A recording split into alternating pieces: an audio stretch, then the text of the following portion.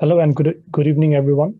I would like to welcome you all to the fifth episode of EEREC's webinar series on macroelement modeling and nonlinear analysis of load-bearing masonry, as well as infill frame structures.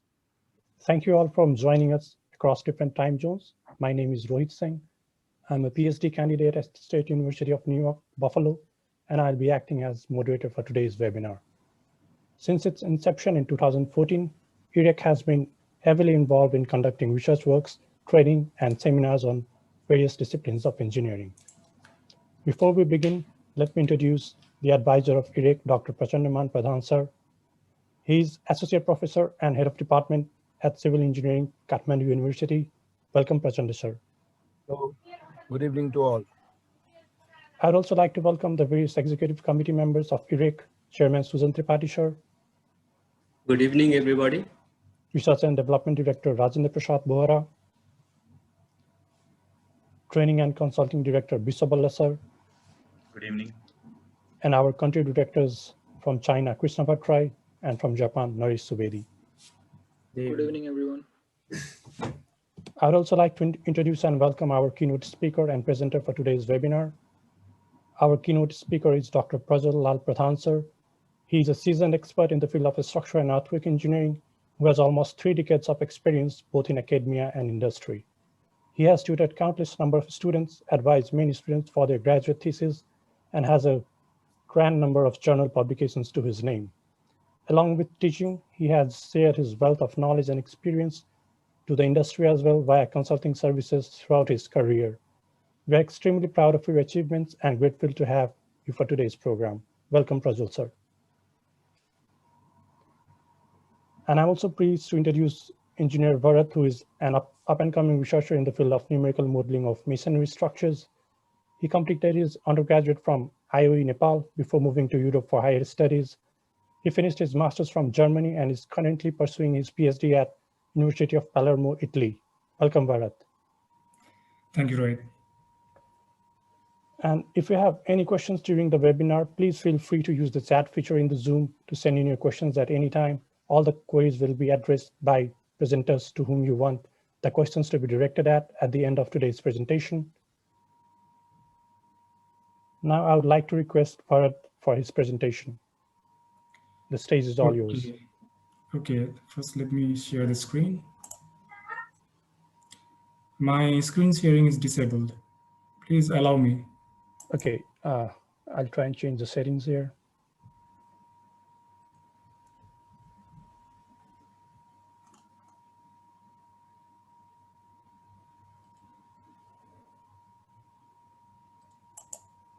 I think you can do it now. Okay, yes, I can.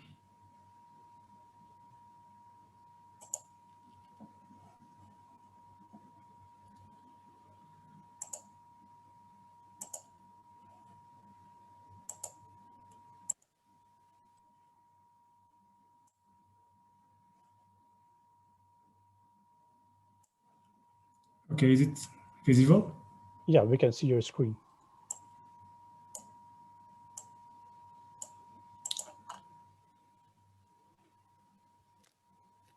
Okay, now I'm going to start. Thank you, Rohit, for the introduction. Hello, everyone. Today, I'm going to talk about macroelement modeling and its use in nonlinear static analysis of masonry in context of seismic design or seismic assessment. One in the case of load-bearing structures where masonry walls are the primary load-resisting elements, and the other in the case of infill frame structures where masonry infills are considered as non-structural components. The main objective of this presentation is to share how different macroelement models for masonry analysis can be implemented in numerical software that many of us are already familiar with, like SAP 2000, and to give overview of the new research in macroelement modeling of masonry infill frame. Here is an outline of today's presentation. First, I will share about few macroelement models that can be used in case of unreinforced masonry buildings. Then I will talk about the use of macroelement models in case of infill frames. In this part, I will focus to a new approach to model infill walls with openings. And finally, I will talk about a new macroelement model, which can be used to estimate in-plane and out-of-plane resistance of infill frames. Throughout the presentation, I will show examples of applications of such models in different numerical platforms. Definitely, masonry structures are very common around us. It is because masonry materials are easily available and they are simple in constructions. Besides, they have several other advantages like durability, environmental friendly, and high aesthetic appealing. However, masonry is a composite material. It is made of units like bricks, stone, block, and mortar.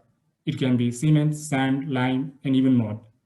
And together it shows a very complex behavior. Their geometrical features vary largely in practice, and there is a big uncertainty in their mechanical properties.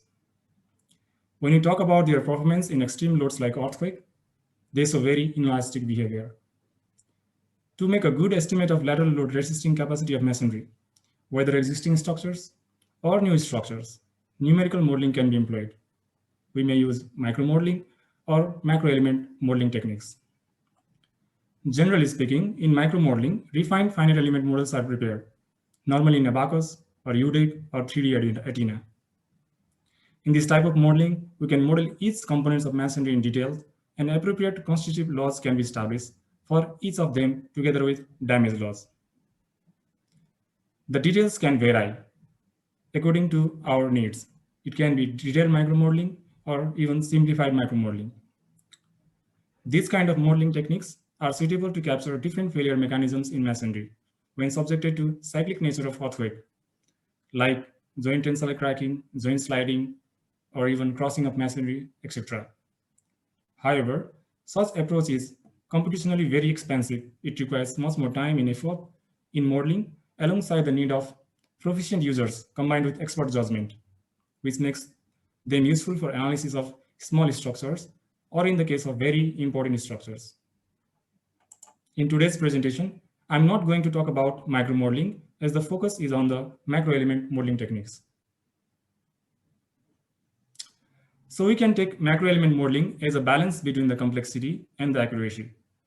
They are relatively simple, faster, and at the same time reliable and handy for structural engineers to use in practical problems. In macro element modeling, masonry is represented by frame or link elements. First, let's talk about the use of macro element model in the case of unreinforced masonry structures or buildings. Among the available ones, equivalent frame model is the most popular, and it is also recommended by design codes like FEMA and EUREC. The other one that I will discuss about is the discrete macro element model, also called as 2D macro element model. So what is equivalent frame model? In equivalent frame model, masonry wall is divided into piers, spandrels, and rigid zones, and they are converted into equivalent frames.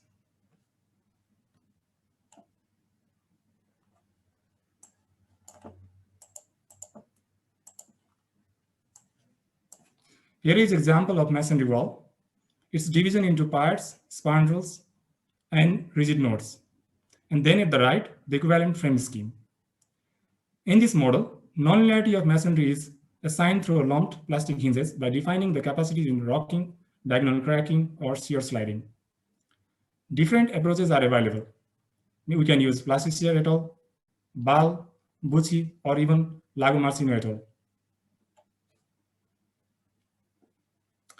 So if we talk about equivalent frame model, Trimuri is a popular commercial software for analysis of masonry structures. Modeling in a software is relatively easy. We can define geometries and assign material properties very quickly. Trimuri automatically converts the masonry walls into equivalent piers, spandrels, and rigid zones and assign the nonlinear hinges. Here is an example of a building modeled in Trimuri. And here is the equivalent frame schemes automatically generated by the software, like piers, spandrels, and rigid nodes.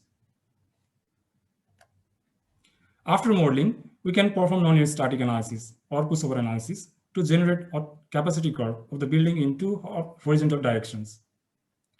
The software automatically shows the damage in the individual component as shown in the figure, like failure due to shear, tension, bending, compression. Based on the damage in the individual elements or the components, the overall performance of the building at different levels of top drift can be established from the capacity curve, as shown in the figure here. And this is another model of an irregular building in 3 and again the equivalent frame scheme generated by the model, by the software, and the associated capacity curve in one direction. So although 3 is a powerful software for masonry analysis, it is not available for free. It is expensive, costs about 3,000 to 4,000 euro, and many of us are not able to buy it. So it is good if we can replicate the idea of equivalent frame modeling in a software which we can use, like SAP 2000 or ETAPS. For that, we have to discretize the walls into equivalent frames and know their dimensions. Height of the piers can be fixed using the approach of Professor Mauricio Dolce, with such equations. And length of spandrel can be kept as the width of the opening. For any building like this, we can first separate all walls.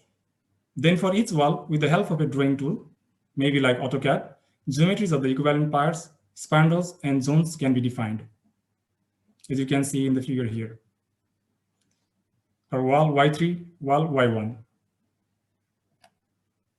And this is for the case of wall X3 from the same building. Then we can prepare the model in SAP 2000, like a frame building. This is a case of wall X3 that I showed before. We need to calculate the capacities of plastic hinges using any suitable approach and assign them to the frames. Of course, the process is a little tedious, but it is possible. Such process helps to increase the understanding of nonlinear modeling as well.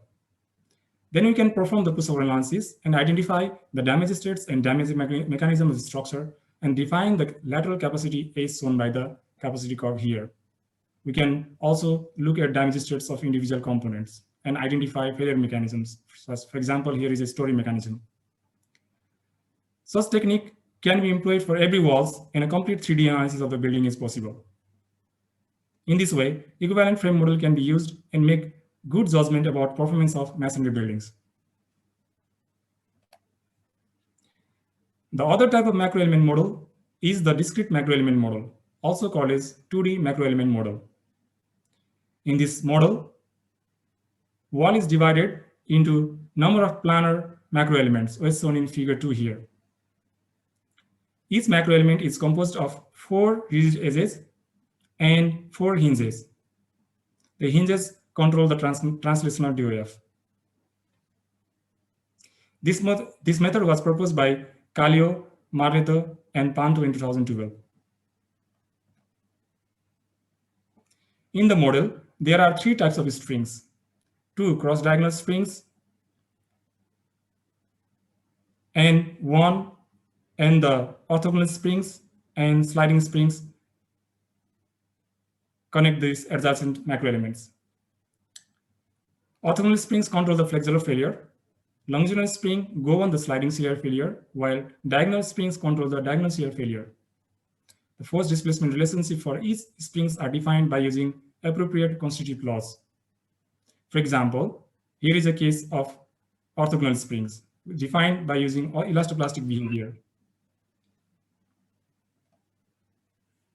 Similarly, for the sliding springs, which control sliding shear, rigid plastic behavior is assigned according to Moore-Coulomb failure criteria. And diagonal springs are defined as per modified Tonsek and Kakovich criteria. For this method, we need information about the few parameters like tensile strength, shear strength, compressive strength, elastic modulus, cohesion, friction coefficient of the masonries. Here is an example of a simulation of a wall tested by Magnus and Calvi in 1995 by using discrete macro element modeling. The model is prepared in 3D macro software. As like in 3 we can see the damage states of individual macro elements. In the left, the experimental results are shown, and this is the result from a 3D macro element, which employs discrete macro element modeling technique. Again, the problem is that the software is not free to use for us. Here I have tried to simulate the discrete macro element model in SAP 2000 again. This is a case of wall tested by Magnus and Calvi that I showed before. We can define rigid elements, hinges, and nonlinear springs easily in SAP 2000. and we can make a model like this. And we can perform the pushover analysis. In this model, I have only used diagonal springs. The sliding spring is difficult to implement in SAP 2000. Orthogonal springs can be defined if necessary, but it increases the modeling effort. And here is a comparison of the results from SAP 2000 model and the result from 3D macro and the experimental results. Further, the result from equivalent frame model that I explained before from 3Muri and from SAP 2000 are also kept in the figure. So if we look here closely, the models prepared in SAP 2000 also gives the response very close to the experimental results.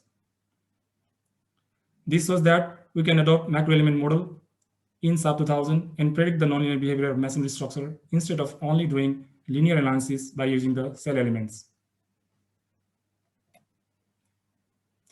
Now let's go to the case of macro element models in case of infill frames. Masonry infilled RC frame building is a common typology around the world. As I mentioned in the beginning, infill walls are treated as non-structural components in RC or steel frame buildings. And normally they are not modeled by the structural engineers. Although they are non-structural, there is a great interaction between the frames and the infill, and it affects the strength, stiffness, and ductility of the infill frames. Some international codes have defined explicitly how to model infill walls, while many others have not. In the literature, it has been established from long that masonry infill can be represented by equivalent diagonal strut pin connected to the frame as shown in figure 1b here. This is infill and this is the equivalent diagonal strut.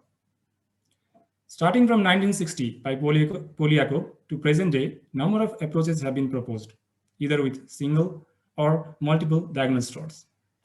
A lot of work has been done to define the width of the struts to take into account the increased shear forces in frames, or to define force displacement relationship for equivalent struts, or to define degradation of strength and stiffness due to cycling loading.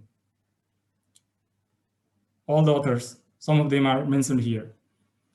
Here in figure 2, I'm showing model prepared for the case of infill wall in SAP 2000.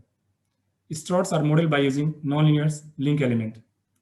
To test the model, infill specimen experimented by Professor Davren Peneva from OpenSees University is used. A comparison of the numerical and experimental results in shown here. It can be observed that such macro element model gives good estimate of the in-plane capacity of infill frame. This is a very simple approach. But what about the case of openings? Openings like door and window are unavoidable due to functional requirements. And design codes do not tell how to define this in a numerical model. In general, opening decreases the strength, stiffness, and ductility of infill frames. In the literature, one popular approach is to model the infill with opening by an equivalent single strut models as shown here. This means that the width of the strut is reduced to take into account the opening by calculating a factor like rho here, which is multiplied to the strut width calculated for the case of solid infill. Detail is shown in the figure to reduce the presence strut width due to this opening. Different proposals are available to calculate this factor, like Davencia, Alsar, and many others. Modeling in this way is relatively simple, but the problem is that we get different results when we use different equations. Here I am going to show a new approach to model infill wall with openings. For this, first I tried for the case of infill without opening as shown in figure 1.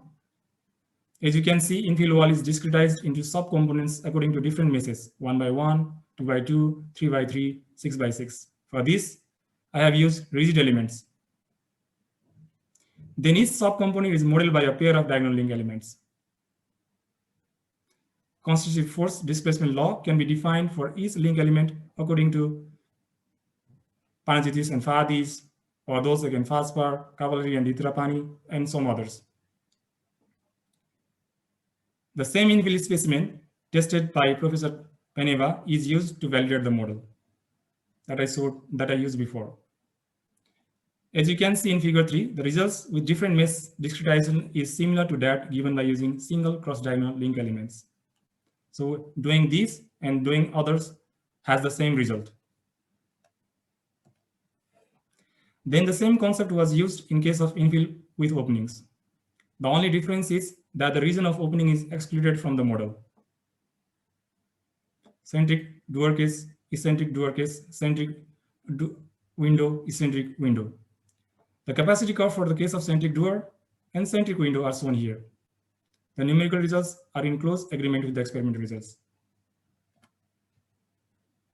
And this is the case for the case of eccentric Dewar and eccentric window. The numerical model captures in-plane capacity very nicely.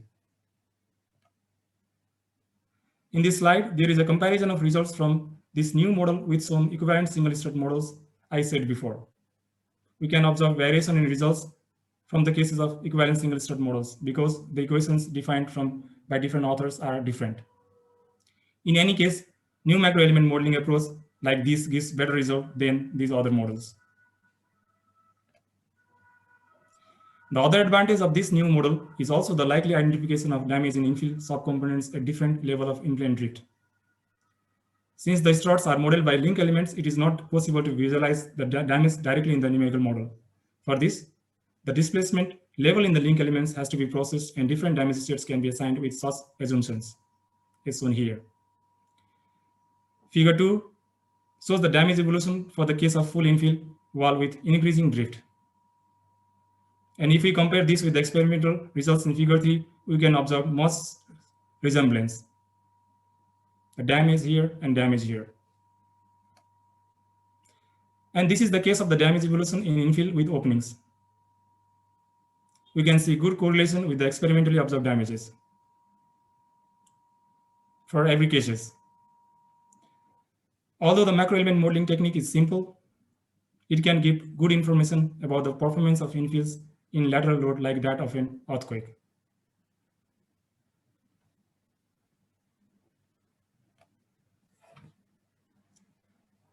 So since the model only employs the diagonal link element in the calculations are also very simple. The modeling effort required is also not high and can be used in small to large buildings. Here is an example of an application in large apartment buildings from Antakya, Turkey. The building had many infill walls with some with openings and some without openings. Here is a model in sub 2000, and here is a capacity curve. You can identify the contribution of the infill walls. The model can consider the increase in strength of the buildings due to presence of infill with or without openings easily.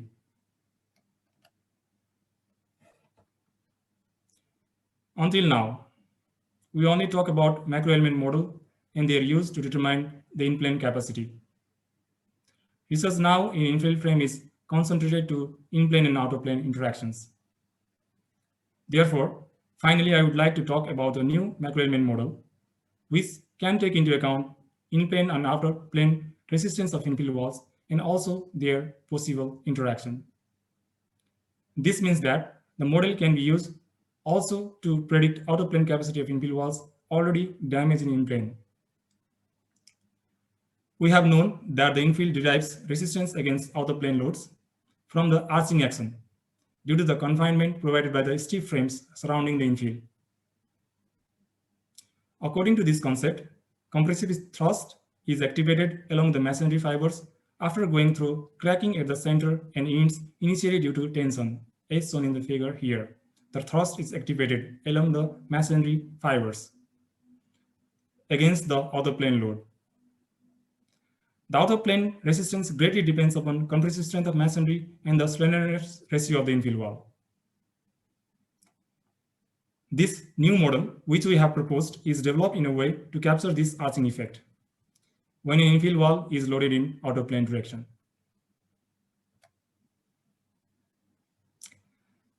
So this is a new macro element model substituting infill with such struts.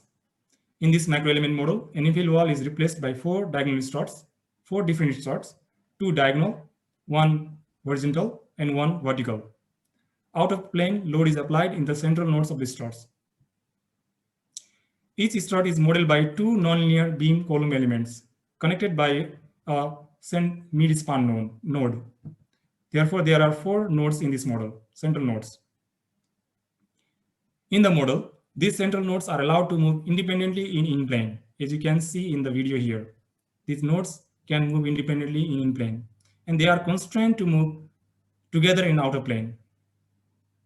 For each strut, the constitutive law in compression is defined by using 4 stress strain parameters, as shown in the figure.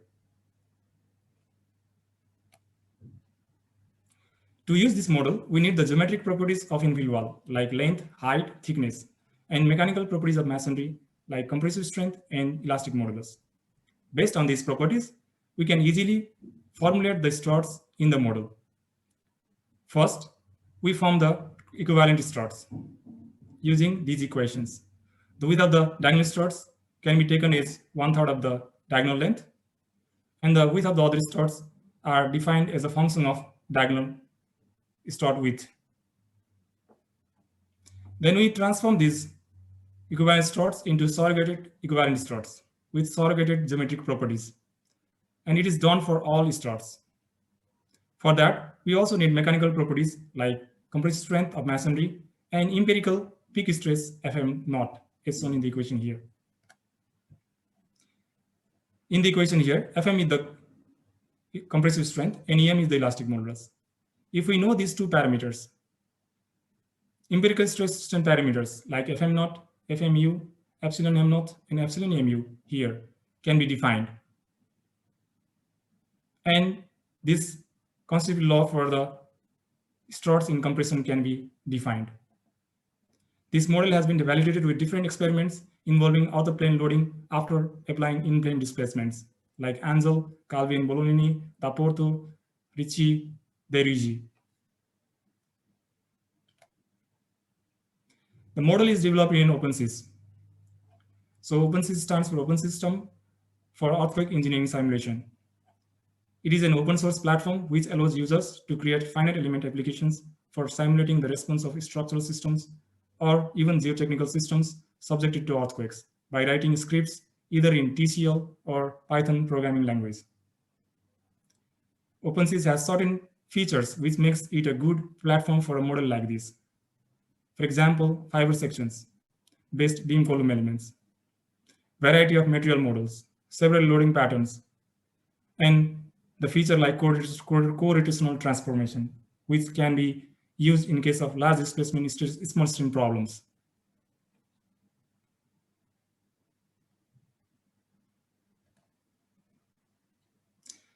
Here are some examples of application of the model to different tests available in the literature. This one is the case of Ansel 1994. It is a 50 mm thick infill specimen subjected to in-plane cyclic drift of 0.34%. And this is the displacement history applied during the experiment. After the in-plane test, out-of-plane load has been applied by using airbag, and uniform pressure is used. And this is a result from the numerical model. We can see that in-plane and out-of-plane capacity are reasonably simulated by the numerical models.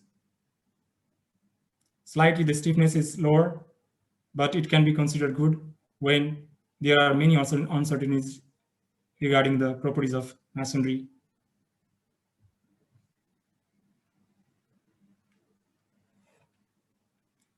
Similarly, this is the other case of experiment by Ricci et al. In 2018. It was an infill of 80 mm thick. The infill was first loaded in plane up to 0.14%. The load was repeated 3 times for each drift level. And then out of plane load was applied using local loads or concentrated loads at 4 different points until failure. And this is the result from the models, the in-plane result and the out-of-plane result. So we can say that this model is very effective. The model has been validated with also number of other experiments available in the literature, especially those experiments which do not have in-plane tests. And we have found that it gives good results. We can use this model in different contexts, like fragility analysis, maybe due to earthquake loads, tsunami loads, or even in case of loads exerted by landslides.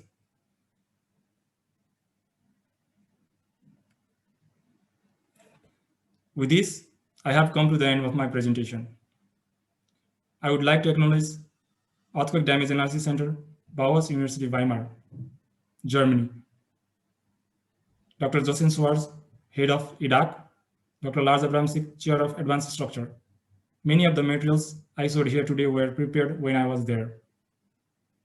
I'm very thankful to University of Palermo for the resources I get to work on my PhD, especially my professor, supervisor, Professor Liviero Cavalieri, for his guidance. I'm also thankful to Professor Vasilis Sarosis, my co-supervisor from University of Leeds, for his continuous support. I can never remind thanking Professor Davrin Paneva for his continuous encouragement. He has provided me details of his test setups and experimentation during my research stay in OCZ, Croatia. I appreciate EEREC for this webinar and the opportunity provided to share my ideas in macroelement modeling. And last but not least, thank you all who have joined to listen us today. I will look forward to any queries during the discussion session. Thank you. Thank you, Bharat, for your comprehensive take on macroelement modeling for the nonlinear analysis of masonry structures. Meanwhile, for all the participants, if you have any questions, please type in your questions in the chat box, and those questions will be answered by Bharat or Prajwal sir at the end of presentation sessions. Now I would like to request Prajwal sir for his presentation.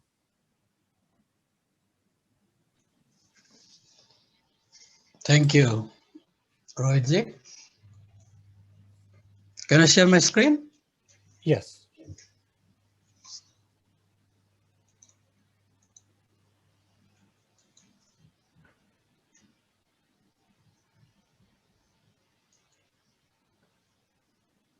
You see it? I think we can see it in a moment. Yeah, we can see it now. Yes, okay.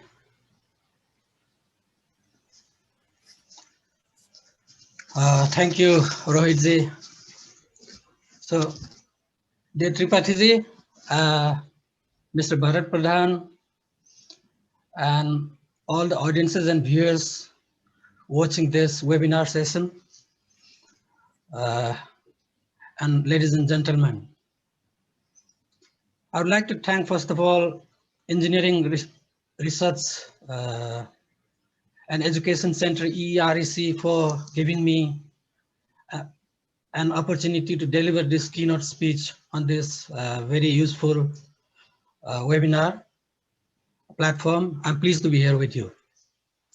And also I would like to congratulate and thank Mr. Bharat Pradhan for his excellent and awesome presentation on macro element modeling and nonlinear analysis of masonry load bearing and infill frame structures. Basically, my major intention behind today's this note is to support Mr. Bharat Pradhan for his PhD research activity, and all for those including who are watching this and interested in working on modeling of infill masonry structures.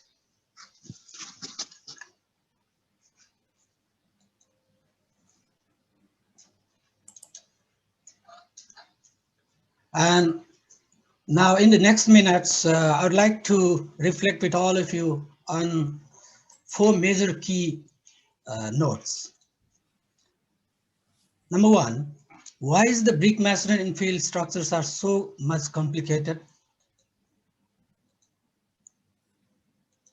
And number 2, how do you model brick masonry infill structures in regard to macro and micro modeling? And number 3, are we really pressurized from the computational challenges in the current trend of research activities? And number 4, What after macro and micro modeling of masonry structures do we expect in the future? This is the main 4 areas I'm talking about.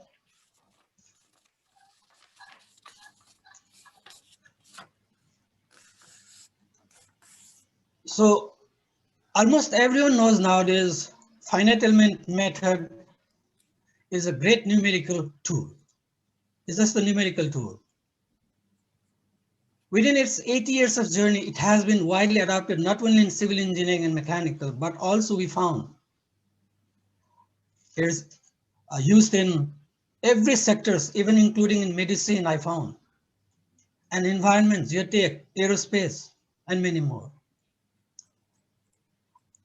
Method, in fact, actually divides the larger problems into a simple segments or smaller divisions, which we call as a finite elements. And after the formulation of these finite elements,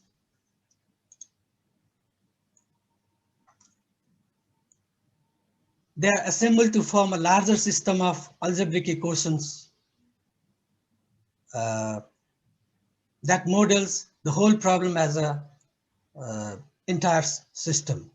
The solution of equation then gives the solutions of the problem as a whole. While solving the problems, you have to understand that there are a lot of constraints and challenges where the accuracy of the solution depends on. And it is true that the incorporation of all the factors is not possible to include in the finite element procedure. And because of the lot of constraints, as I said, finite element method is considered to be the approximate solution. This is not the accurate solution. So I'm going to talk about later on about this. Right now, just I must say that regarding its application, it's the fact that finite element method is widely used and are adopted in the engineering and mathematical models.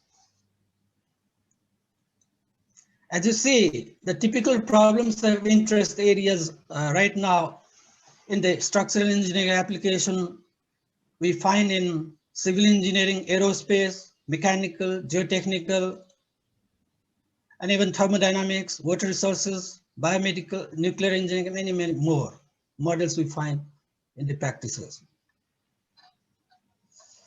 And so far in the Nepalese context, as I understand, and I know, finite element based engineering softwares, starting from the microfib, when I was in the Pulso campus, microfib was launched, and P-frame, S-frame that came into practice between 1990 to 95. And further then, after 95, only SAP 80 and SAP 90 has started, and series of SAP programs being used widely in the construction and in the academic practices. And even till now, we have SAP 2000, StatPro, ETABS, and many more similar software are used in Nepalese context within the academic and technical practices. And there are thousands of software are available, which are based on the finite element programs, finite element methods. The softwares are being developed. Some of them you can find for free as an open source tool. OpenSees, for instance, you can find for free as an free. And it's used for earthquake simulation and also used in the masonry structures as well. But most of them you have to purchase and get the license key. Without that, you cannot use.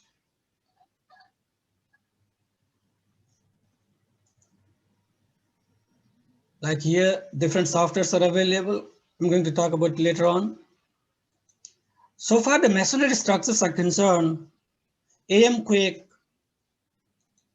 and Edilus masonry, MAS, Master Key masonry, Quick masonry, Static CAD, Tree Muri, and many other softwares are also used.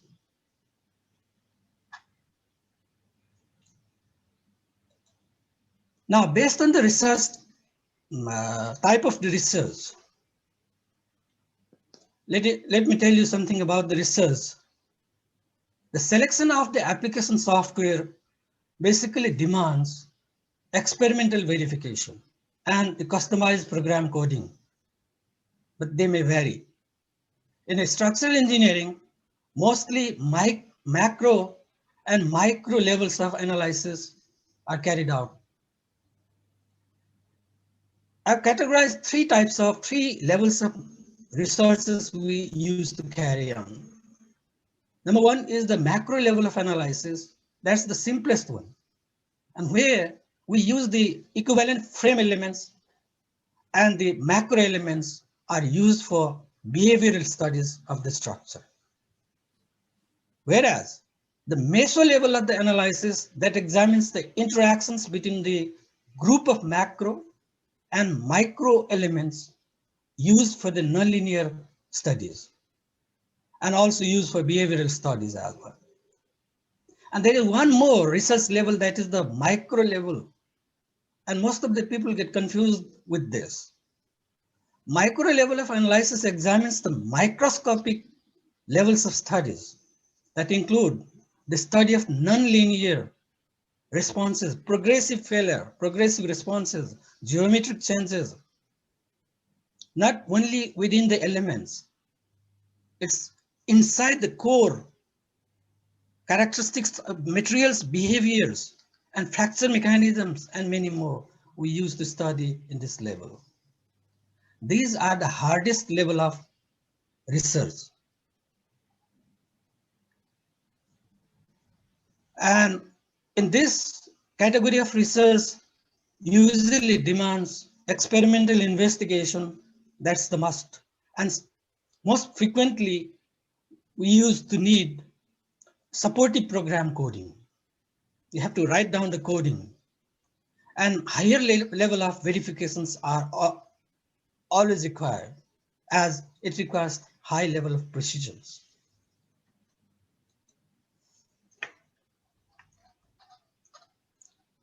So in the case of masonry structures, among of many different available softwares that was dedicated for the design and analysis and design of the masonry structure, Trimuri is one of them. And this is widely used throughout the world among the people who wants to work on masonry structures. This is between the research student and practitioners as well. Mr. Bharat Pradhan already mentioned about this, and he has done quite a good job using Trimuri and many other approaches he discussed.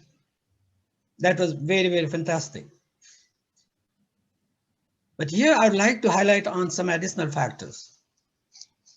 Trimuri is a software, basically has a built-in masonry and mixed material through a static nonlinear, so-called nonlinear pushover analysis using the equivalent frame method. But I must say here, pushover analysis is not a nonlinear. This is a static method, but a virtual kind of a nonlinearity can be worked out on pushover analysis. So it's a very popular among the practitioners. The software is created by a joint project, STA Data, and the research group headed by Professor Sergio Lagamarsino.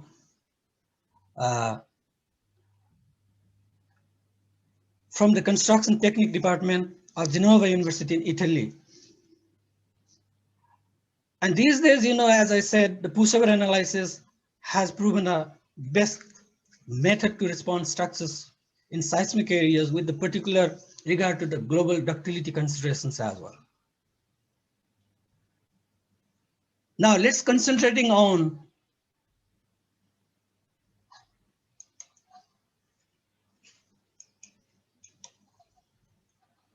what Mr. Bharat Pradhan has described on model Trimuri is about the equivalent frame element and macro element method that clarifies Trimuri has a structural 3D model objects, and the material consisting of masonry, concrete, steel, and wooden members, so far as I understand. And this software is widely gaining a popularity throughout the world among students and every sectors. And you know, this software is being used everywhere now. This is a good software. No.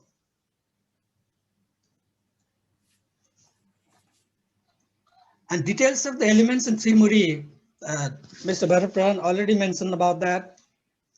And Trimuri uses, basically, the Trimuri uses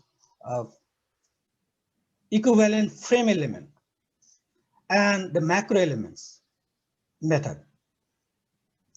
And here, Trimuri uses the equivalent frame element, means it replaces all the wall segments of piers and spandrels connected to rigid diaphragm level. So this characterizes the wall in plane behavior and the mixed mechanisms of pier and spandrel systems. It's also assumed that the out of plane failure mechanisms are also inhibited by effective connections between the floor diaphragm and the wall segments. Mr. Pradhan already said that once the walls and floor diaphragms are built in Trimuri, it creates automatic generation of the meshes, but that's for pushover analysis. And simulation is carried out for the whole structures and also for the individual walls as well. But the interesting thing here is it will show up different levels of damages with different color tags, because it has during the model it has automatically generated meshes, so it has that capability to show the damage levels in different levels. He has shown in his presentation already different levels, what the levels are, where the shear failure occurs, where the bending, and etc. So all we can observe in the diagram, in the graphics, in the colorful graphics. So this is basically the combination of pushover analysis and this damage level assessment can be observed in the Trimuri software. But remember, this software uses only plane stress and uses frame element and macro element approach.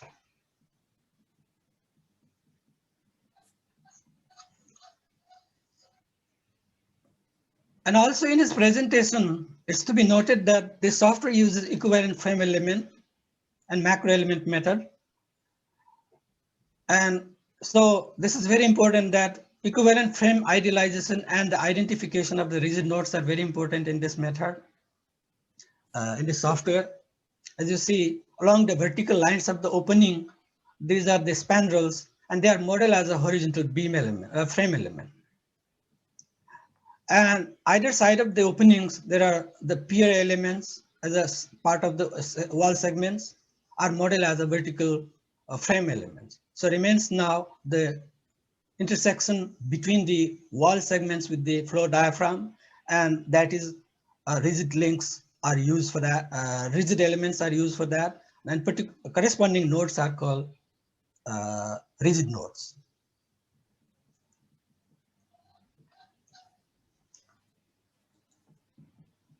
And this is very important in this approach is the pushover analysis. As I said, this is not the nonlinear analysis. This is actually static approach. Why it is, I'll tell you. It's a simplified nonlinear so-called static analysis method used to estimate the maximum displacement and maximum base shear for the structures under lateral load effect. And you see, for the simulation, a very typical flexural hinge properties are defined based on material characteristics, showing up immediate occupancy, that is the IO in this blue color, means no member of the primary frame elements should have yielded at this level. And the next is in a green color, that is a life safety. Under this, the element or frame elements may be damaged, but damages could be repairable. And the next is the red, where this is the collapse prevention stage, where the extensive damage would occur in the frame system. But in no case, the support shouldn't have yielded. But the structures inside the structural system, members can undergo fail or collapse.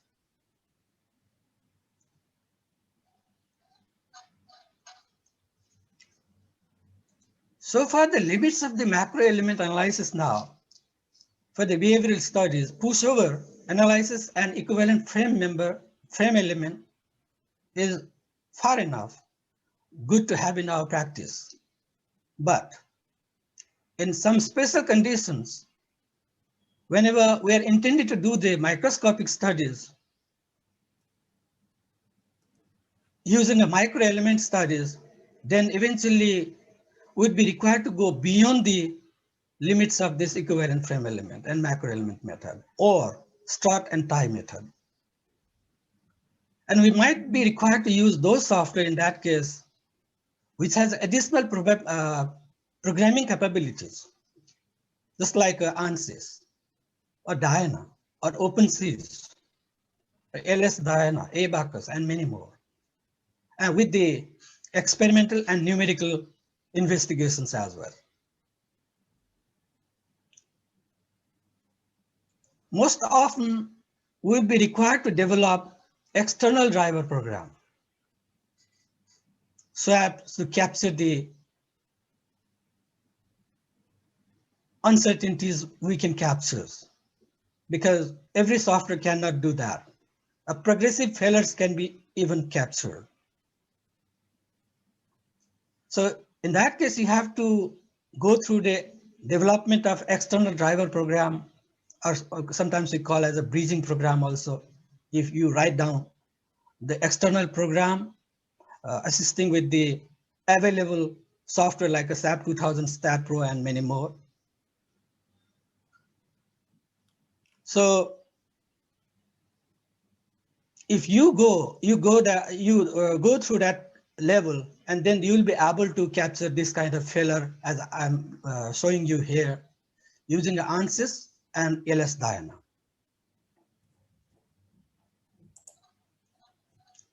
Now, coming into my first question, why is brick masonry infills are so much complicated? For this, we need to look back to review on brick masonry infill frames. It's true that and common practice for use of brick masonry in reinforced concrete frame structures everywhere these days. And these structures can be idealized in different stages. As you know, during the analysis and design phase, only the skeleton structures or bare frames without infills are considered. Whereas in the common construction practices, both the infill and walls are used. And this makes a lot of deviation with respect to the actual structural system.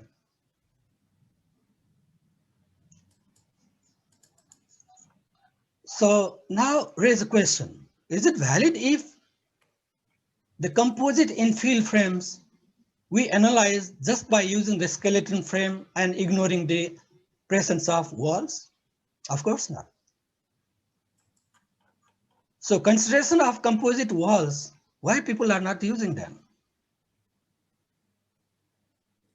Yes, to consider composite walls in the model is not so simple because of a lot of constraints and computational challenges and lack of efficient models and many more.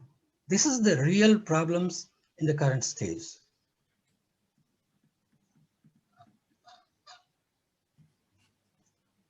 And we find in the practices, we use start models and the shell models. And this is extensively used these days in the practices. However, people know that this is not correct. In the case of start models and in the case of shell model, in both the cases, there is a big boundary gap between wall frame and wall interactions. It's because concrete walls have a high stiffness, higher stiffness than that of the masonry walls. And masonry walls are highly nonlinear. If you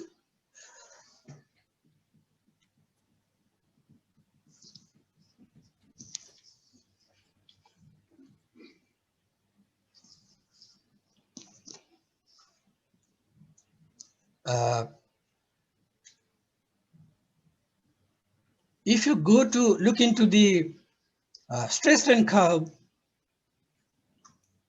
or load displacement curve, you will find masonry walls get failure too earlier than that of the concrete structure.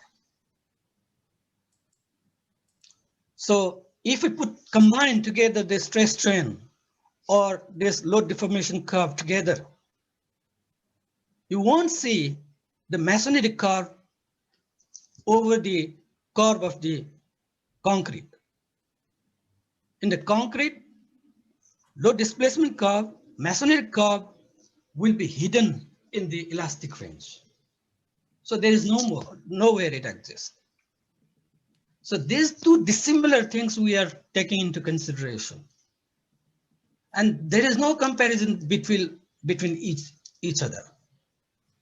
So these two dissimilar things, when we take into our model, we try to model, then it becomes too complicated.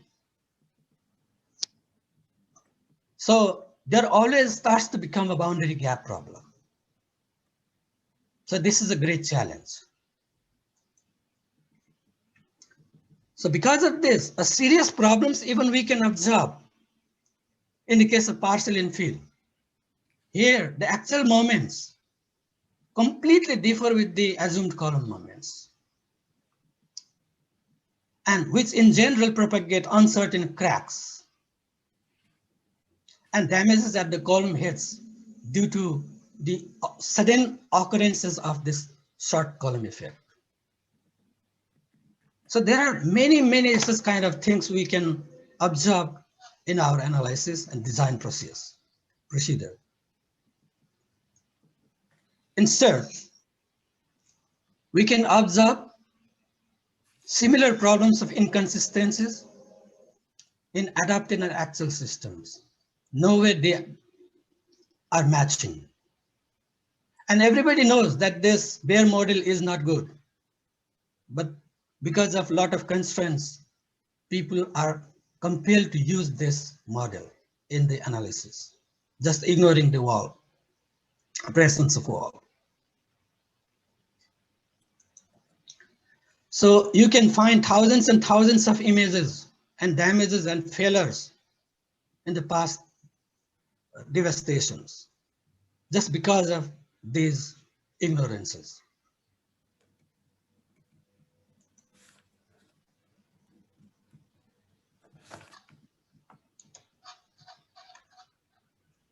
Now, to get into my second question stated earlier, how do we model brick masonry infill structures in regard to macro and micro modeling? Researchers have carried out during this past 70 years or more than that, between 1940 to 50, behavioral studies have been initiated by Polyakov, Benjamin, Williams, Holmes, and many more.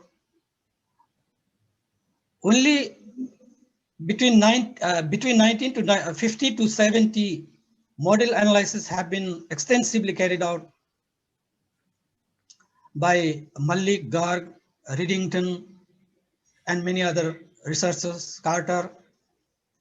And between 1970 to 80, more works have been extended considering lateral load analysis, and they have enlightened people really to take care about the infill structures is very important.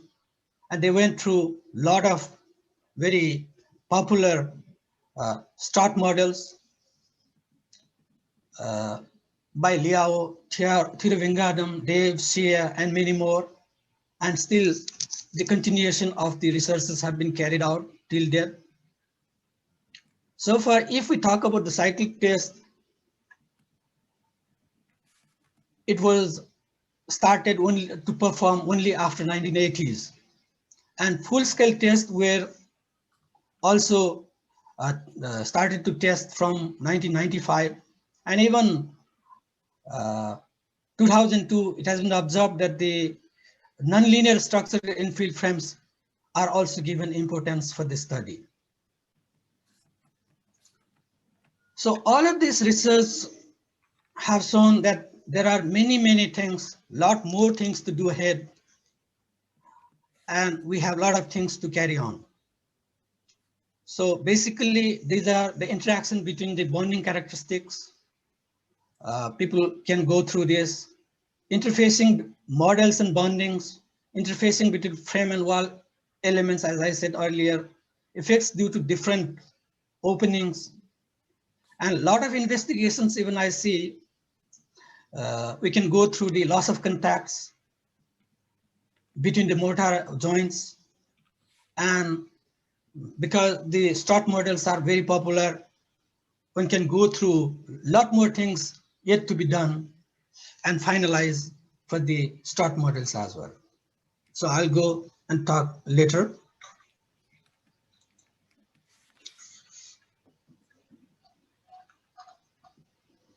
Here are some researches I have carried out during my studies and further work. Here's the micro modeling I did, I'll show you later. And more works I did in the strut models that was proposed by different people like Jarnik, Smith, Leuchar, and many more. And on the right side, during my PhD work, I proposed 15 models, my models, and carried out researches on all of these models. There are 7 for without infill and 7 for with openings model. And why I have done so much of models together, that I'll be speaking later on.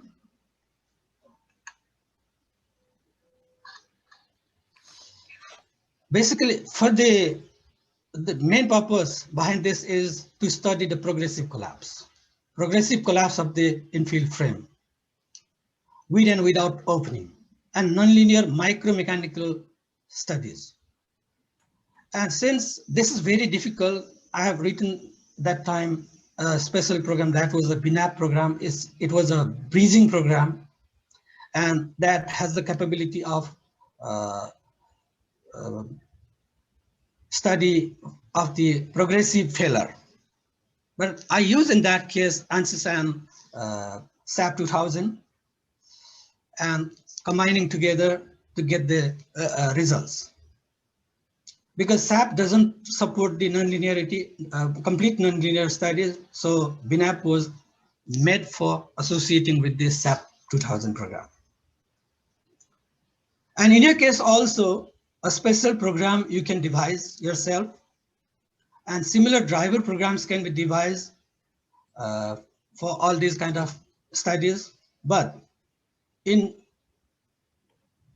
once you do that kind of job, developing a bridging program or driver program, whatever, you have to be very careful that you have to go through all the verifications.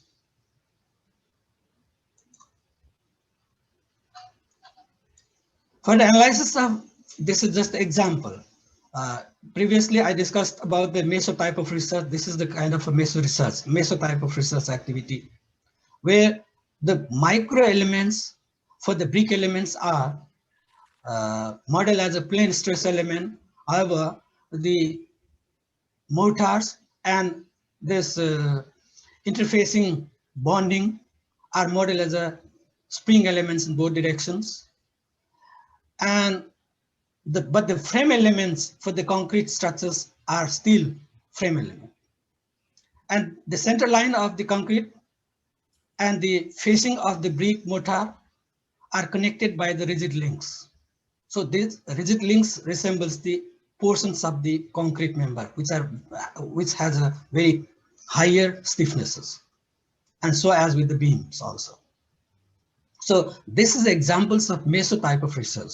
This is not the micro study still. This is not macro. This is not the micro. This is a meso type of structure.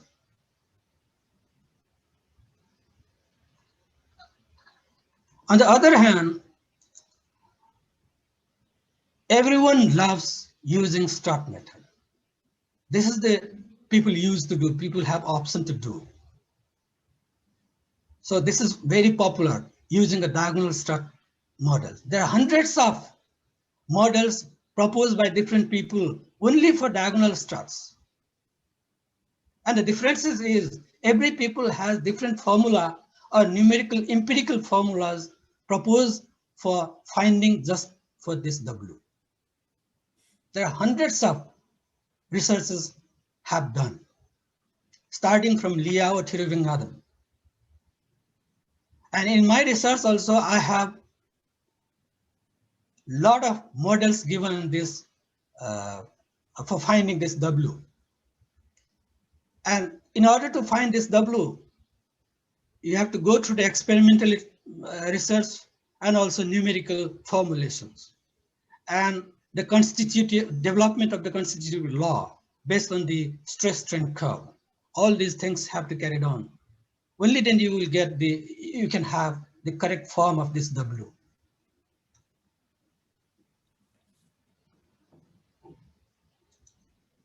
So this can be used for both infills and without infills, with openings and without openings, but not for all responses.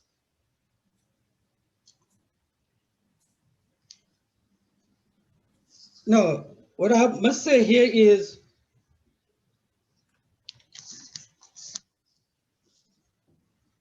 here the Leutzar's model. When I did my research, this Leutzar's model, and from my model SMP4, for the same kind of structures, when I did the job, I found this Leutzar's model has a good response in base moment. However, my model SMP4 gave a better response than Leutzar's in base shear.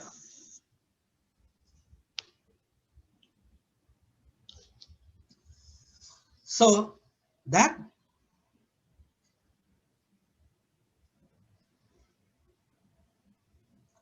means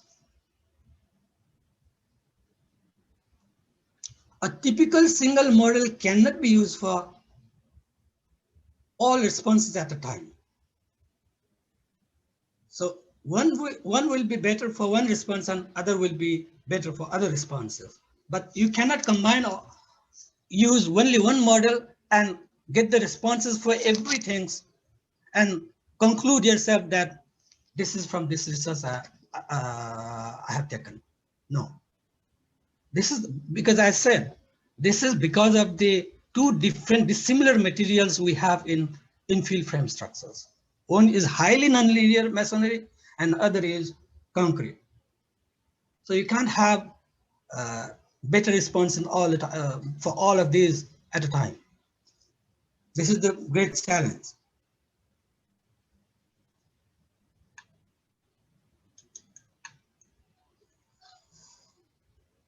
So that's why I showed you different models I did. Maybe more than 1,000 models I have done on this with the different variations of the openings, with the locations of variations, locations of the opening, size of the opening, and even using the ventilator openings.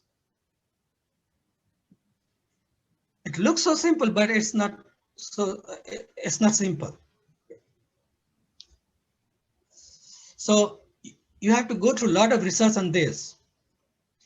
And one of the outcomes that I got here is about the nomogram that I have proposed in my research about the nomogram for finding the strut with reduction factor. Mr. Bharat Pradhan already mentioned that the W equal some alpha times D, where the alpha or that coefficient for reduction, how do we get that reduction factor? That I have given in my research for different models. This nomogram is I made for the very popular model, that is the diagonal strut model, but with the openings. As I have shown here in this SMP 14, for this model only. For different order models, it won't work.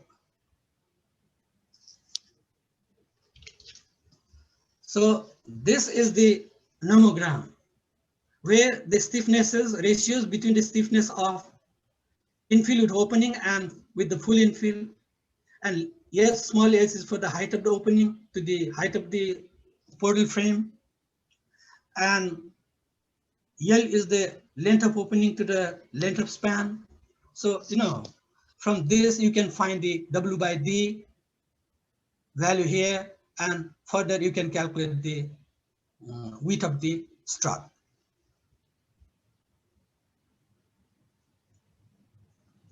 So in order to get the better results on this, you have to go through more and more verification process, as I did in BNAP simulation.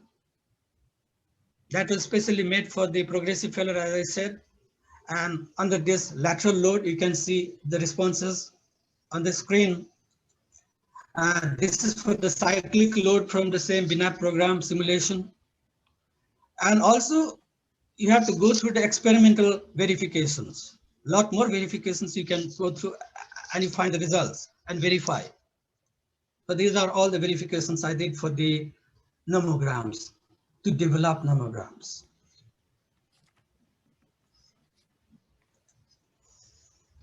So there are a lot of outcomes you can find in one of my book.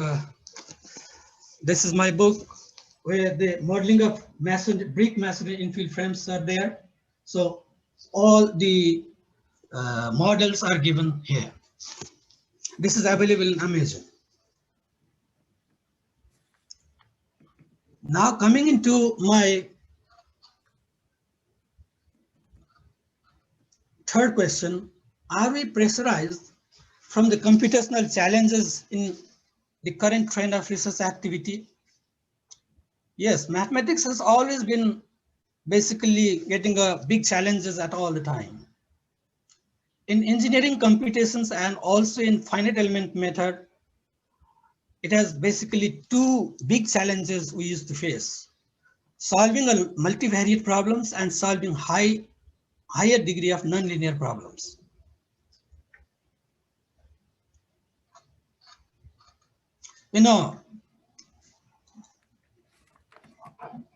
Computational challenges means complexity in computer science means complexities in terms of amount of memory, resources that require to run the computer program, and this more other complexities are time and space. The more multivariate problems you try to solve, the more you engage with the arithmetical complexities. Usually two or more, only one or two variables are widely adopted in the formulation. However, if even you start from the 3 variables and go beyond that, it starts to get complicated. And sometimes, and most often, it becomes unsolvable, impossible to solve them.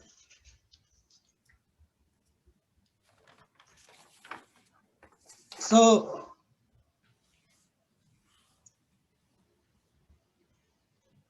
the more operation, next is the time complexity. It is also called bit complexity. The more operation required in the computation, solutions are frequently hang up or runs for timeout. Most of the people you face whilst running on computer get freeze. you won't be able to solve the problems. So this is because of time complexity. And another is the space complexity. This is very simple. This is the space running out of time, or the complexity due to the memory requirements, memory insufficient. So these three major complexities we use to face while we run programs in finite element.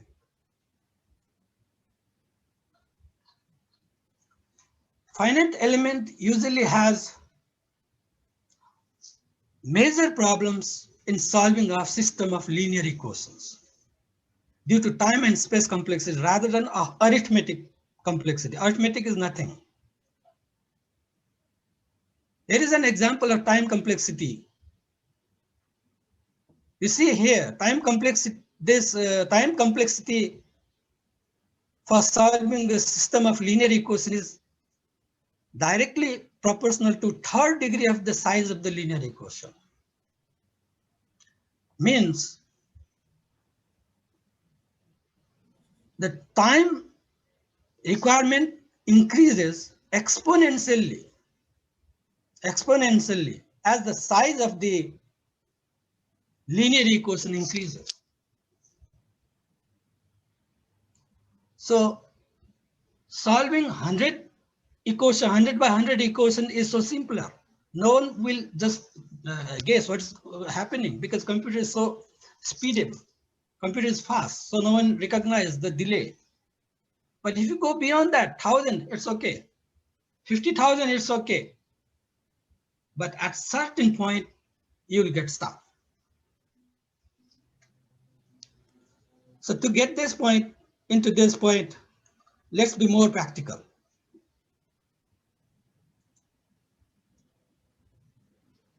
Take an example of 1 by 1 story portal frame of 2D only. I'm not talking about the 3D. 1 by 1 story portal frame, but you are intended to do 1:2 micro modeling as I have shown earlier. That means with the use of one brick element with connection connected by mortar joints to other brick elements and so on with the frame elements. It requires, can you imagine, 30,000 by 30,000 to 45,000 by 45,000 stiffness matrix would require. And it takes 3.3 gig to 7.5 gig space will be required. This calculation I have done just with the use of 4 floating value. The computer programmers, they can understand this floating value. 4 bytes of floating value, even I use here. And you require 3.3 gig to 7.5 gig for one matrix storage. And it takes approximately 45 minutes to 2 hours for solving. That is only in 32-bit processor. Even if you consider 64-bit processor, you can solve in 1 minute to 1 hour. So it's speedable. You understand this now? If you try to do the same thing in 3D model, you require 240,000 by 240,000 to 360,000 by 360,000 stiffness matrix. And imagine you require 215 gig to 483 gig space for one matrix. Imagine how many matrices you think there will be involved in a whole software program. For solving only one system of linear equation, it takes approximately 6 hours to 16 hours in 32-bit processor. If you take a 64-bit processor, even in that processor, you need 8 minutes to 8 hours. So this is only for 1 by 1 story portal frame and one matrix solution. The more the size of the structure you have, the more computational challenges you have to face. And most of the time, it becomes impossible to solve. So instead, this is not practicable. This is not for everyone. Using a 1:2 micro element size consideration in your model is not practicable for everyone to use in daily practice. It works only for research. That's why it gave the importance of diagonal struts and the similar strut models and the model shown by Mr. Bharat Pradhan. I appreciate Bharat Pradhanji because you did a great job on this, in this regard. Last but not the least, to my fourth question. What after macro and micro modeling masonry structures do we expect in the future? Now, this is for the people who want to do the research, carry out research further. Now is the time to look at back and find such a technology which can be incorporated, which can incorporate more and more variables, not 1 and 2 variables, and release the tensions over the time and space complexities that we have just seen. I can see an alternative approach using artificial neural network. Among of you, many of you might know that the finite element has started from 1948, though it has been in many literatures, it has been written that started from 1940. But in the practices, it has started to become reachable to people from 1948. So from then, finite element has started, since then it has been started, and people are quite getting familiar into it nowadays. So in the same way, I can see the alternative approach of using this artificial neural network in the future. This can be an alternative application, but still it's too early, and it requires a lot more extensive studies. So I can say after 10 to 20 years, finite element, how we have seen today, can be seen after that, after 20 years, ANN will be in application.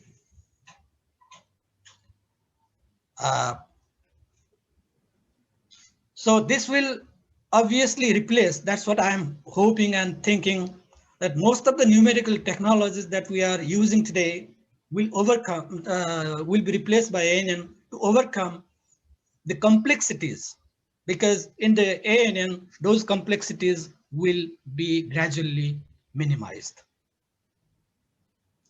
Those who knows already about the ANN understand this, because the ANN basically involves the steps for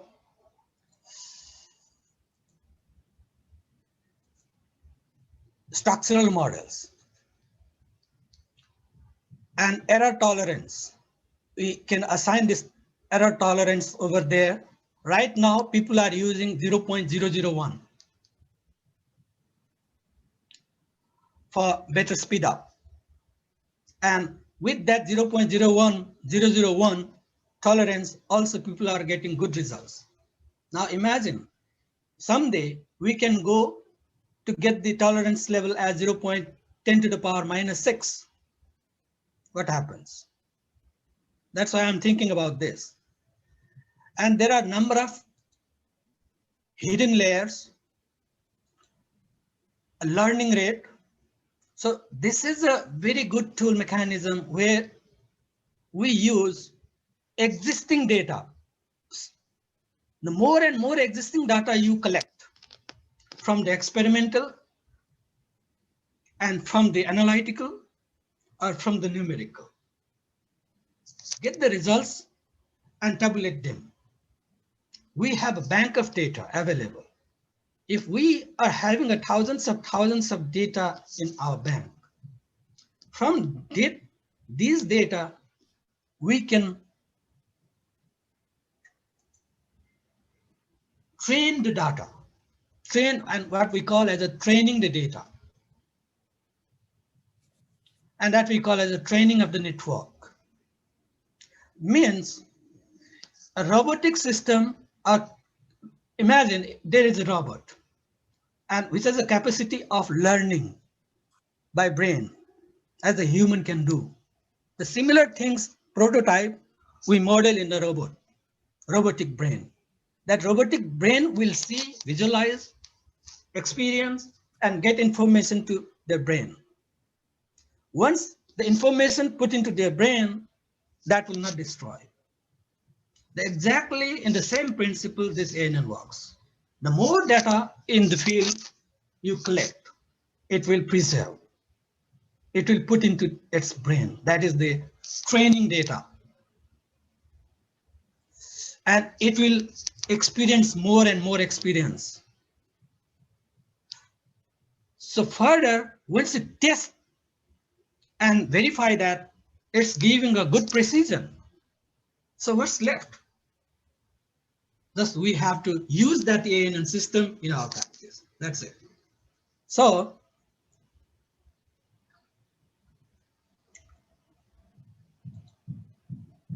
as our human body consists of cells that everyone knows, and we call as a neurons, nucleus. And there are axons and dendrites. The human body works in this principle. Exactly in the same principle, ANN is modeled to form as a bias. Here is the basic function, which we call as the activation function. And there are millions and billions of members with some weightage, like a W1, W2, W3. These are the weightages.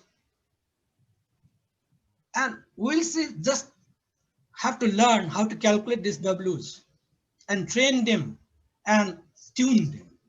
These three things, once you learn, then that's already you are now you are good to go with this ANN model. So ANN can have unlimited numbers of this input. So many numbers of input you have, and these are considered as known values. And the body inside based on this function, activation function. And you are just wait and see what the outcomes will produce. So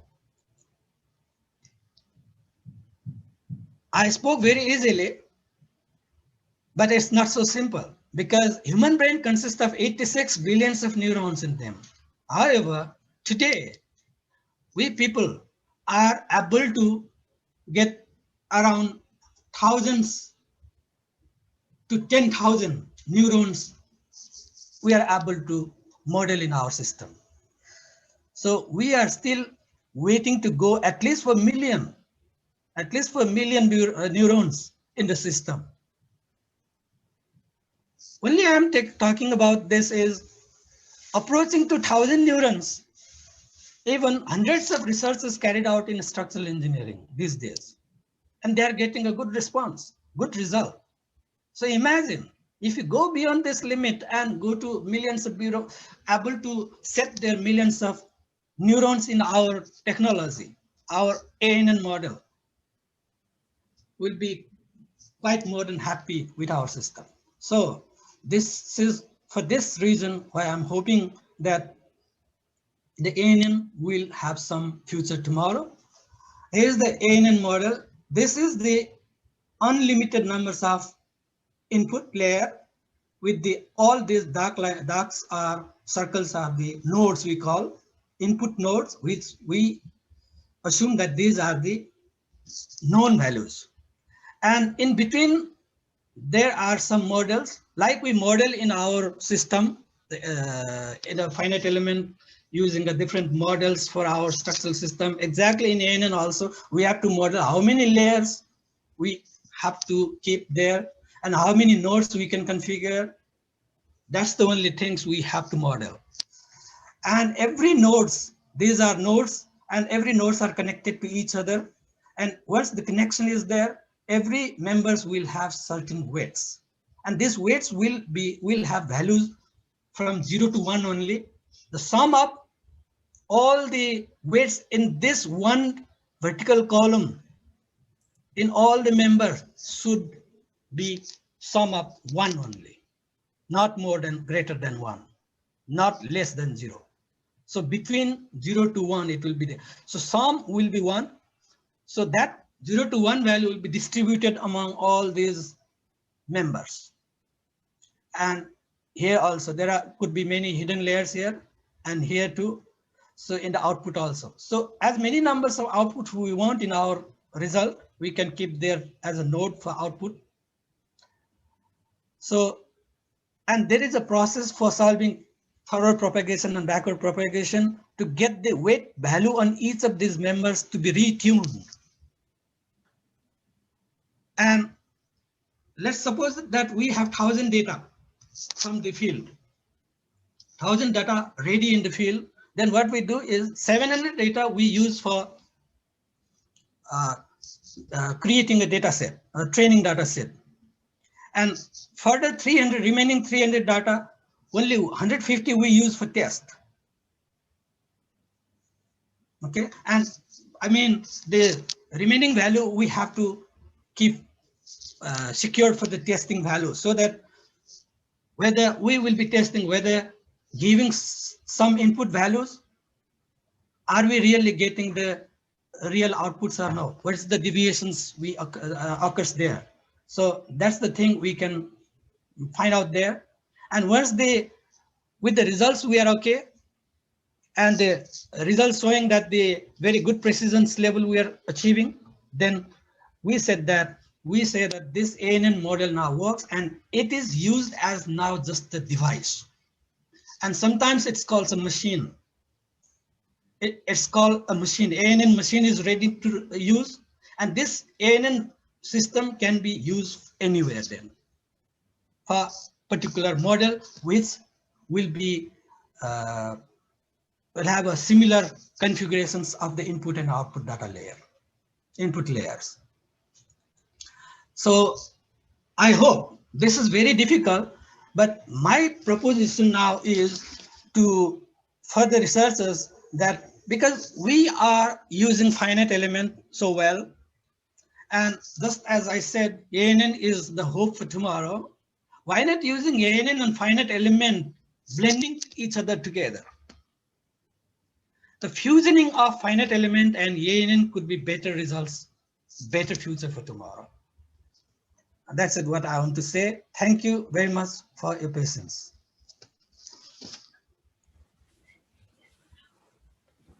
Thank you, Prajal sir, for a very detailed information on finite element method, ranging from its early days to current state, its possible limitations, and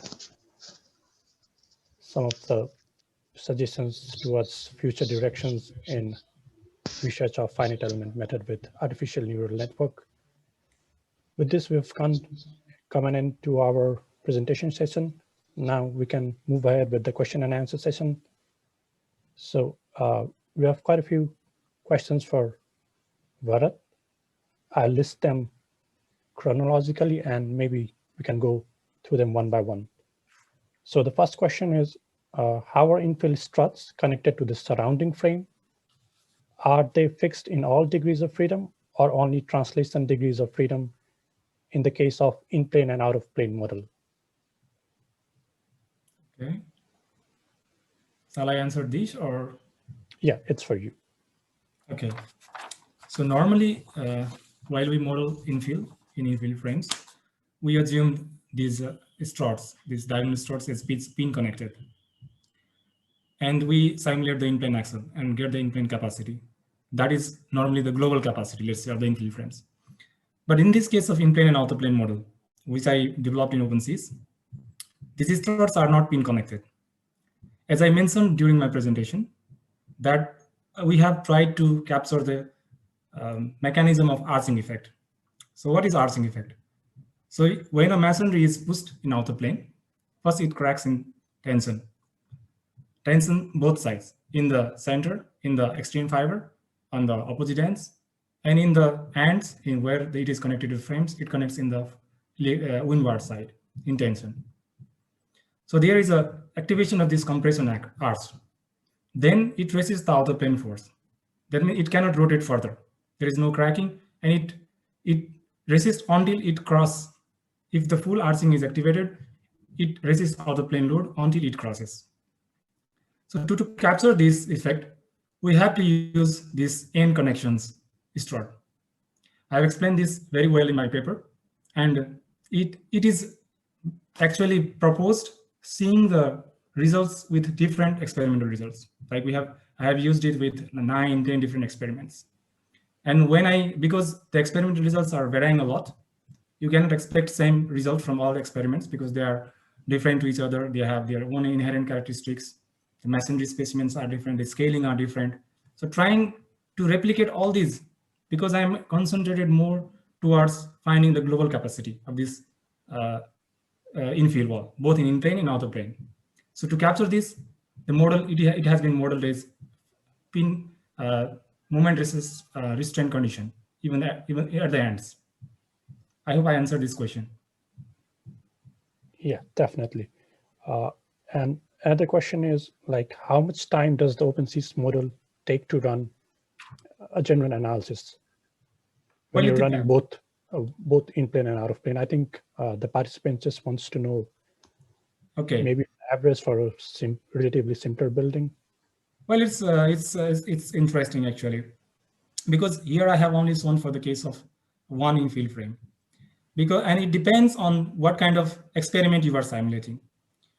For my model, I have already mostly used this test where in-plane cyclic loads are applied. And then after, there are tests where these outer plane loads are applied in one direction, most of them. Only few cases, there are cyclic loading in outer plane directions. So higher the drift value, okay? Higher the drift value, first of all, and higher the repetition of the cycles. How many cycles I'm applying? 2 cycles, 3 cycles, 4 cycles. It depends on this. So when I see different experiments, and when I try to calibrate all these experiments, I found that maximum 5 minutes or 10 minutes, if they are 5 to 10 minutes, let's say in general, if their repetition, if the drift is very high. But if I'm doing only one cyclic analysis, the time reduces significantly. I have used this concept now to do fragility analysis also, and with number of drifts, thousands, 80, 100 thousands of analyses. And I could finish all these analyses in 10 days for three-story buildings.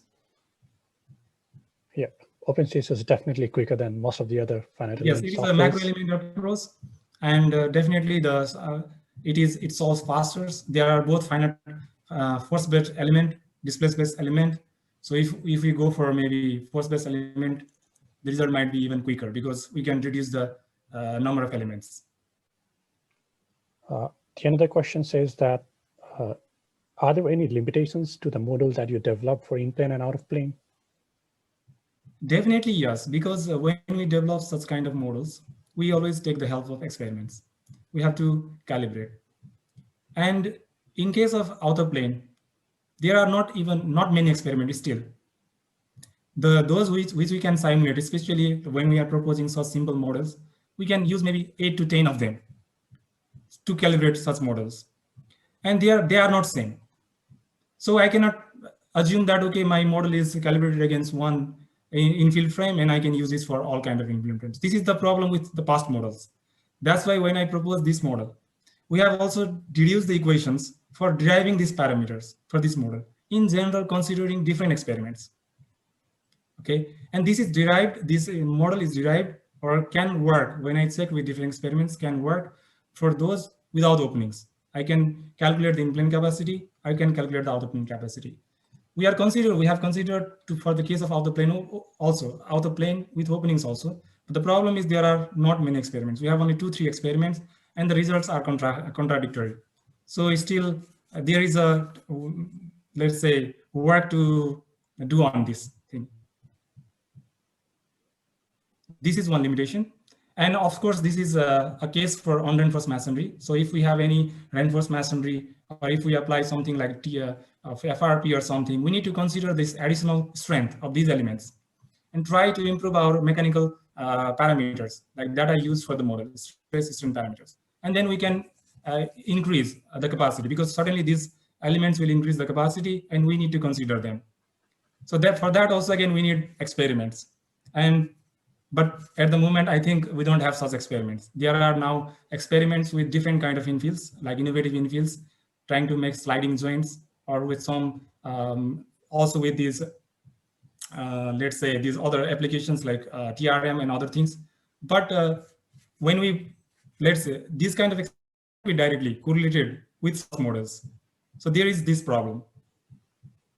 Okay. And the another question is like, what's the status of macro element models for out-of-plane analysis in case of unreinforced masonry structures? The one you showed was for the infill frame. Yes, if there are any out-of-plane models for I got your question. Thank you. Thank you. This is actually interesting. When I started my research with masonry itself, with macro element model, I found all the models concentrated to in plane. The one which I showed, discrete macro element modeling. This is a planar modeling techniques. The authors, Kallio, Marleta, Panto, in 2002, they proposed this model. But later, I think it is the paper in engineering structures, Panto, Canizaro, Kallio, and also Professor Lorenzo. They have extended this model in the case of outer plane.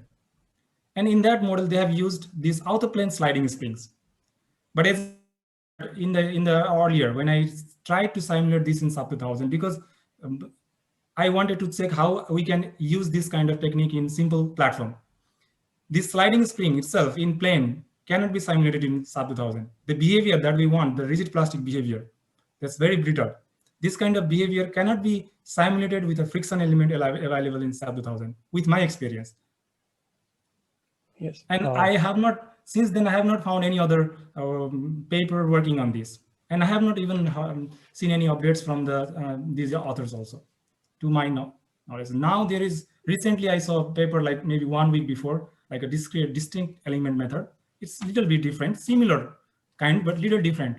But again, it is concentrated to in-plane again. But the problem of masonry is again outer plane also. We have seen this failure a lot. Yes. And somebody can work on it. If I had time, I would work, because now I'm only concentrated more in infills.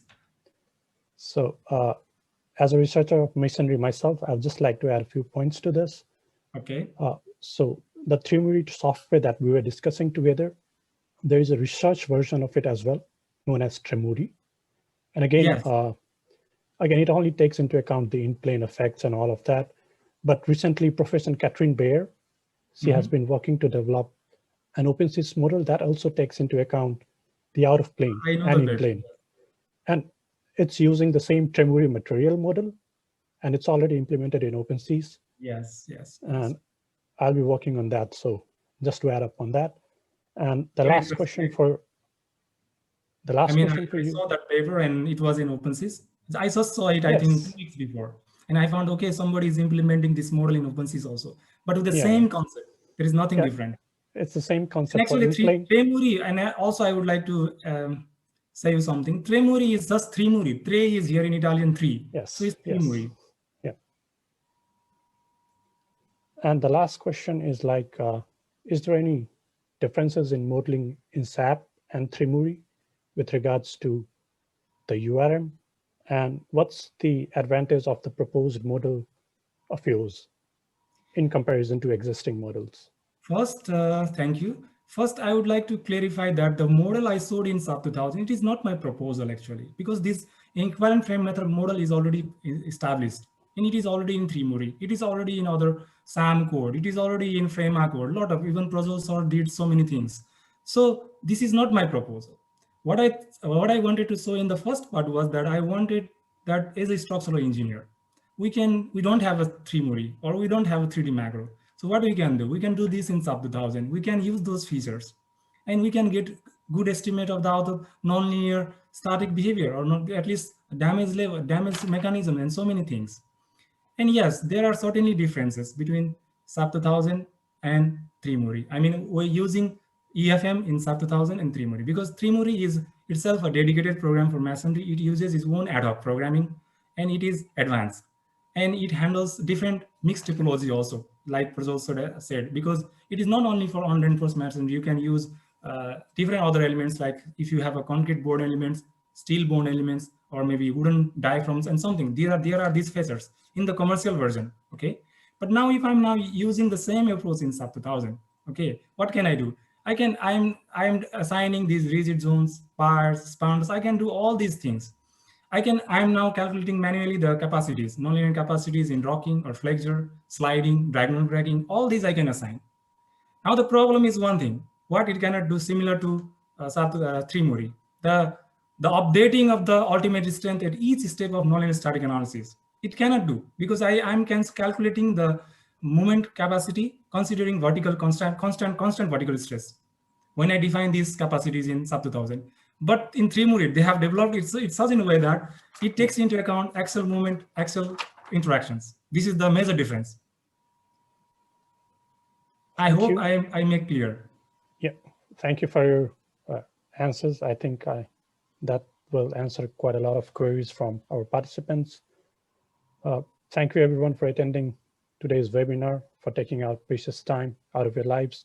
Now, for some final words, I would like to request Prajol sir to put on his final words regarding today's program and the possible future direction of such research programs in Nepal. Thank you, Rohitji, and thank you, Bharat Pradhanji. I really loved your presentation and how you spoke. Actually, I hope your works will be very beneficial to everyone who is currently doing the research activities throughout the world, and also in Nepal. You know, there are a lot of people doing PhD and masters. All of them will be benefited from your work. That's a really good job you did. And also, I'm very thankful to this EEREC organizing this kind of a platform, bringing all together in a very common desk to discuss on the very important matters. This is a really a great job. I really appreciate all of you. And in a quite near future, you will have a big space to show up what is everyone will understand and know throughout the world, and will have a name in their mouth about the EEREC. Okay, so EEREC is really doing a very good job. Thank you so much. I really loved it. And regarding now the research activity, we have seen 2-3 spaces.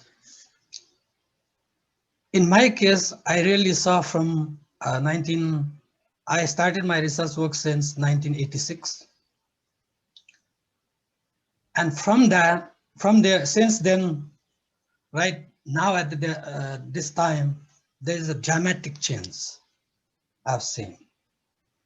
Not only in terms of this technology, in every aspect. When I used my first master's research work in wind dynamics, you may not be agree with me. I use a computer which has a total memory capacity RAM that was 128 kilobyte. Now we are talking about gigabyte. So that was the time when I used my first program in assembly programming. That was in the disassembler. And for that purpose, I don't have a platform to write down the coding. I never was not able to write down the script writing as we do in the C++ today and visual programming today. Even that time when I used the first time programming Fortran, I use punch card. A card is there given to you, and you have to hole on it, prick on it, making a hole. And that gives you information to the computer system. That was the time. And later on, I use a disassembler where you have to write down every coding in 2 decimal digits. Finally converting into hex. That was the time. But today, it's so much easier that everyone can easily write down the code. So this is a trend, a changing of trend. And for the analysis also, research analysis also, at that time, we need to go to the lab and make devices our own self. We are the carpenter, we are the metal man, we are everything. And we used to make each and every devices ourselves and wait for testing whether this machine, this device will work or no, work or not, okay? And today it's very easy, everything ready-made. Software is ready-made. If you go to lab, you just ask people to do it. Just you need the money. Just you need the finance. So at this stage, we are very easy, but the things developed, enhanced at this moment is we can do much more better than before. In our time, in my time, that time, we were looking for 2 or 3 inputs and 2 or 3 outputs. And based on that, we used to draw everything. But today, as I said, ANN have a future tomorrow. And once the ANN will be launched tomorrow, we can do everything. It's a highly nonlinear, highly nonlinear. If you have a 20 numbers of input values in one side and 20 values of other side, you are hoping to get the results. It's ready for you. Only we must be concentrated on the facts, the right facts. Regarding the software, I used to talk to Tripathi also. And there are a lot of softwares available. Some are freely available and some we have to purchase with the license key. In the previous sessions, I have heard about one thing. Someone was asking, what is the difference between purchase software and the free software? Am I right? Yeah. I must say, there is no difference at all.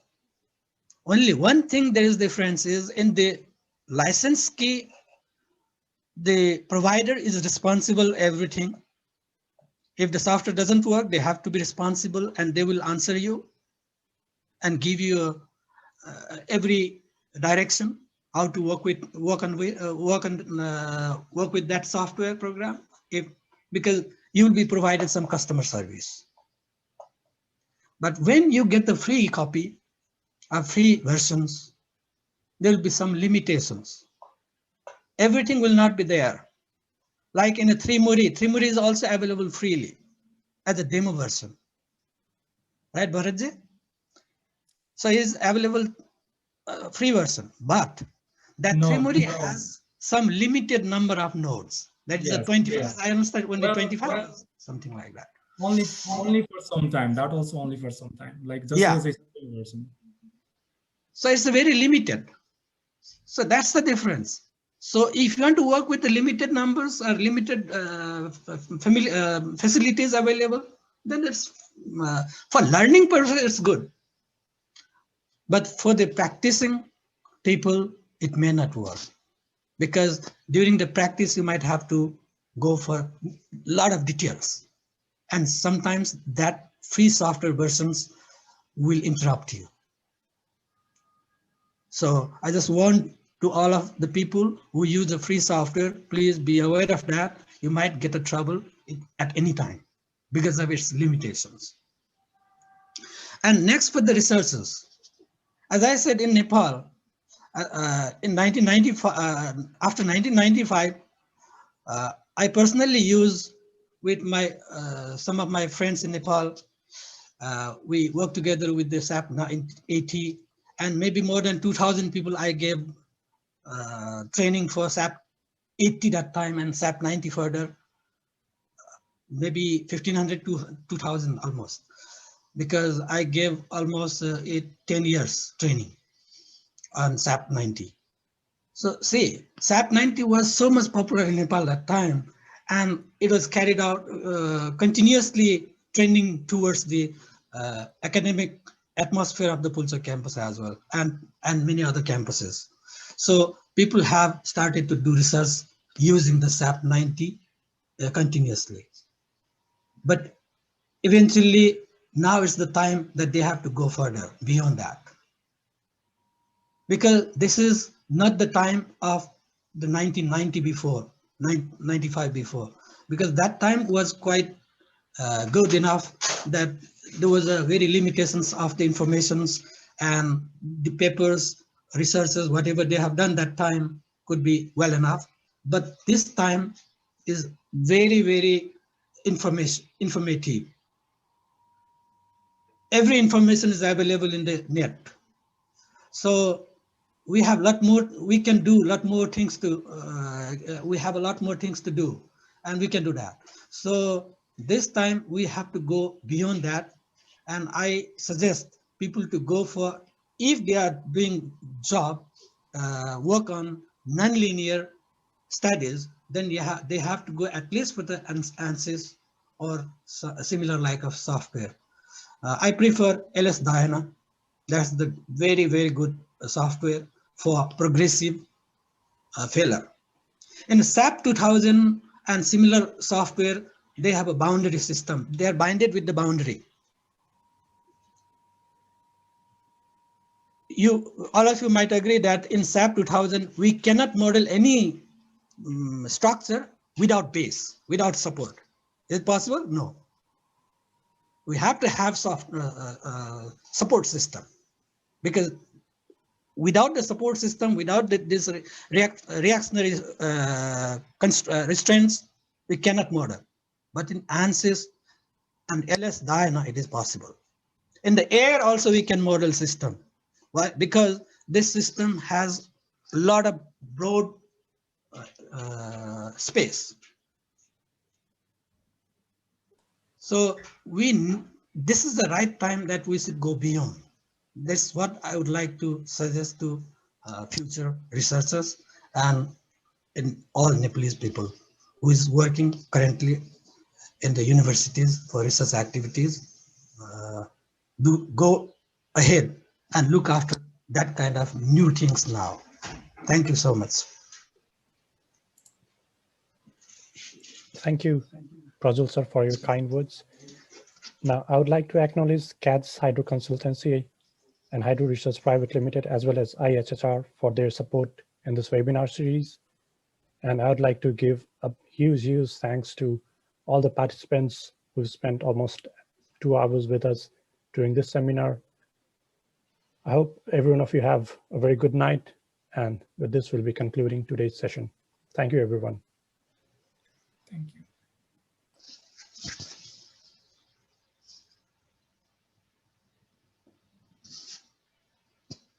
There is some hands already.